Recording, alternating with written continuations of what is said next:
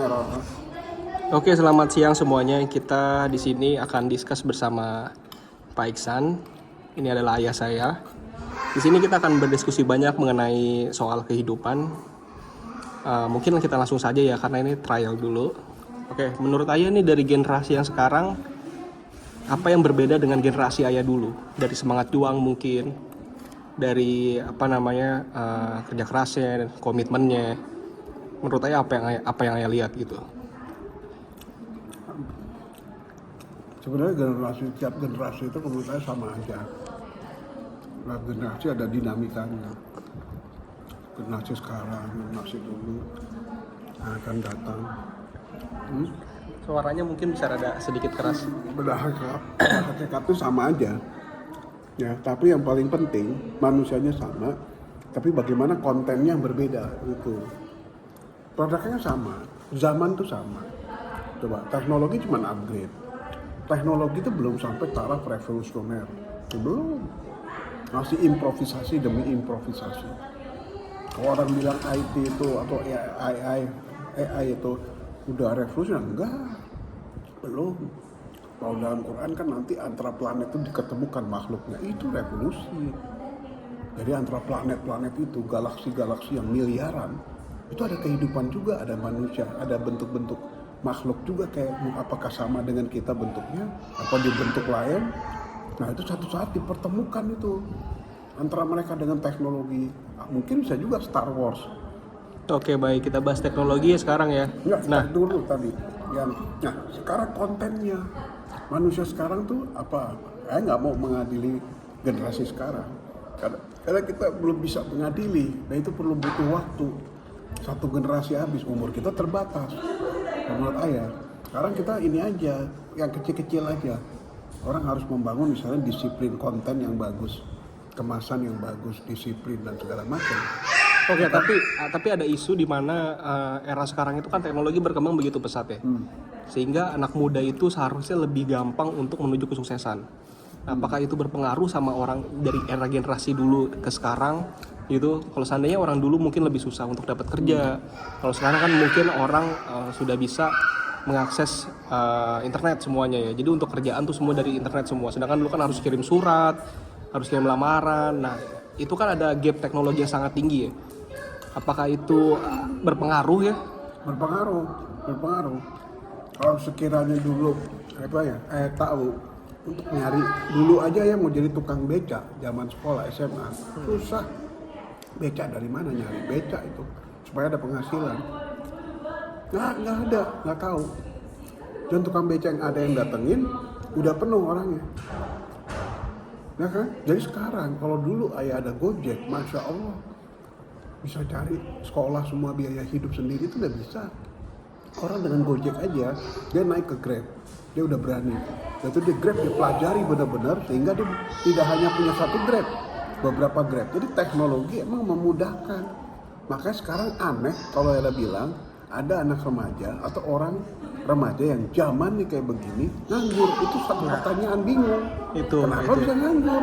Itu hal yang menarik ya, karena waktu itu ayah pernah discuss juga sama saya gitu. Kalau misalkan memang di era sekarang ada yang miskin atau ada yang tidak sukses, itu sangat tamparan berat sekali buat mereka ya, karena di sekarang tuh era teknologi sangat berkembang gitu. Maksudnya kreativitas itu tanpa batas sekarang, kita bisa cari dimanapun, ilmu bisa diakses langsung di genggaman, tapi masih goblok dan miskin gitu. Ini sorry ya mungkin bahasa kasar gitu, tapi ya menurut saya itu apakah dibenarkan hal tersebut? Enggak, ya dulu untuk mencapai orang jadi konglomerat mungkin ya, butuh 30-40 tahun. Sekarang nggak perlu. Kita lihat anak-anak di luar negeri atau di lokal aja lah. Kita nggak bilang startup yang ternyata bohong ya banyaknya ya. Tapi dia dengan teknologi itu bisa memangkas sampai setengahnya umur dia. 15 tahun untuk jadi konglomerat. Berarti kalau konglomerat misalnya 15 tahun misalnya nih, ya, dulu orang 30 tahun jam terbangnya. Berarti kan kalau kita nggak usah ambil konglomerat lah, kita akan untuk mencapai 1 triliun itu butuh 30 tahun misalnya. Bisa.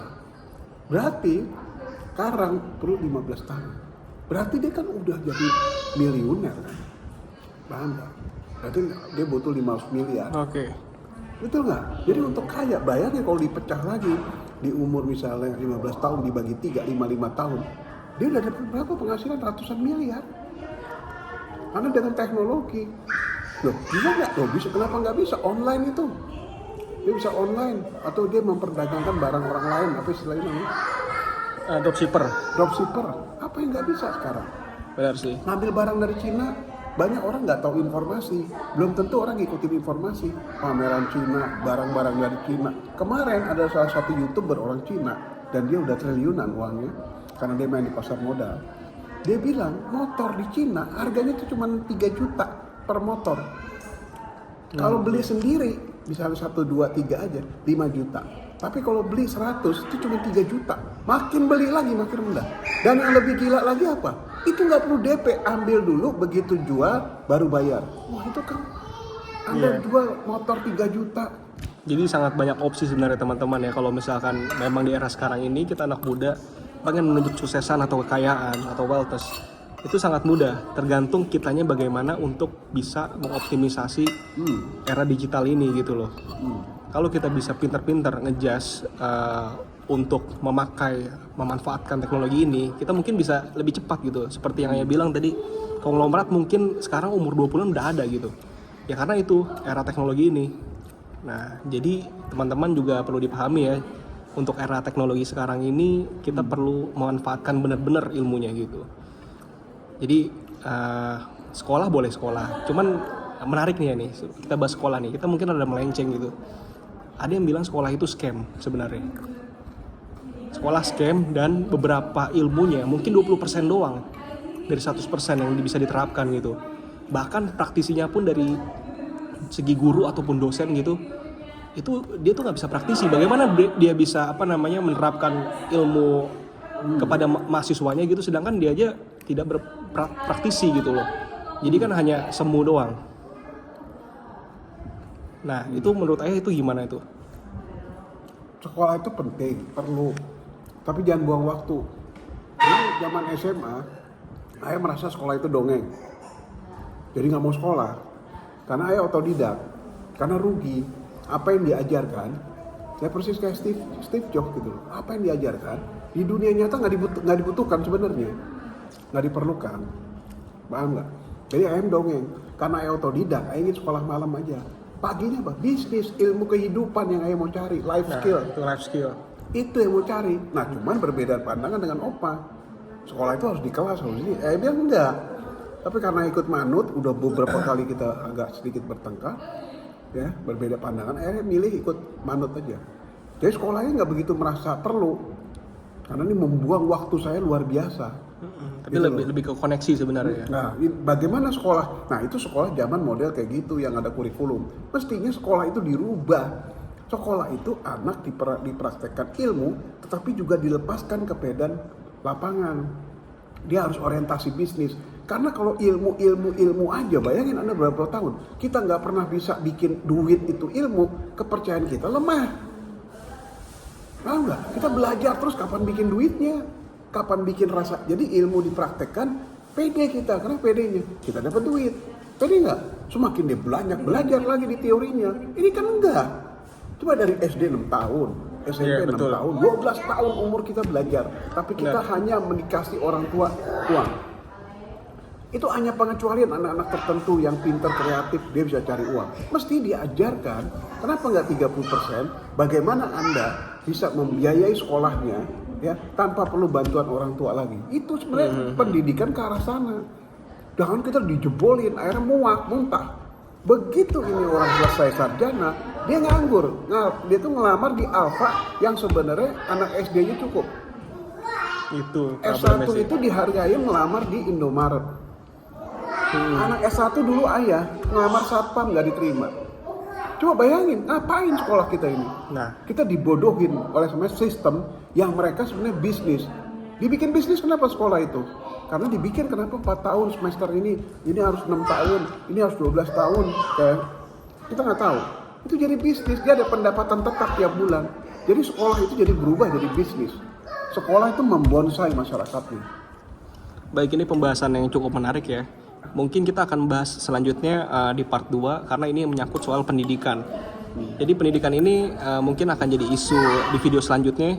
Kita akan mungkin durasinya lebih dari 1 jam bisa ya. Karena ini kita coba trial dulu. Dan untuk episode selanjutnya kita akan syuting mungkin di sini juga. Jadi teman-teman tunggu saja untuk episode selanjutnya karena ini menarik nih karena bahas pendidikan gitu. Karena pendidikan di Indonesia ini kan kita tahu kan isunya itu banyak sekali gitu loh. Faktor-faktornya. Ada yang bilang scam lah. Ada yang bilang seharusnya tidak seperti itu kurikulumnya, dari segi kurikulum dan lain-lain, korupsi di mana-mana. Nah itu menarik untuk generasi kita cerna ya. Yang penting adalah orang diajarkan life skill, tetapi pendidikan moral. Bagaimana dia berbisnis memiliki etika. Manusia yang dihasilkan tidak hanya manusia bisnismen, tapi manusia yang memiliki moral, tapi dia memiliki integritas bisnis. Luar biasa. Integritas bisnis itu dikaitkan dengan moralitas. Paham nggak? Untuk apa dia? Akhirnya jadi koruptor. Akhirnya suap-suap. Bisnis yang tercipta, manusia yang tercipta dari pendidikan, kalau hanya orientasi bisnis, dia suap-suap karena dia ngejar target kan. Mau gimana caranya halal haram dia ngejar target kan. Nah itu. Jadi dengan integritas, dengan moralitas. Nah itu harus dibangun suatu kesadarannya, betul nggak? Betul. Kalau enggak, manusia diciptakan hanya bekerja menghancurkan negara ini, yaitu antara pengusaha dan birokrat kerjasama, hancurlah bangsa ini. Itulah yang terjadi. Baik, itu sangat menarik. Selanjutnya kita akan bedah lagi isi pikiran kepala ayah ini soal pendidikan dan opini-opini pribadi beliau serta statementnya untuk memperbaiki pendidikan itu seperti apa kita akan bedah di episode selanjutnya. Baik, terima kasih ayah. Assalamualaikum. Waalaikumsalam warahmatullahi wabarakatuh.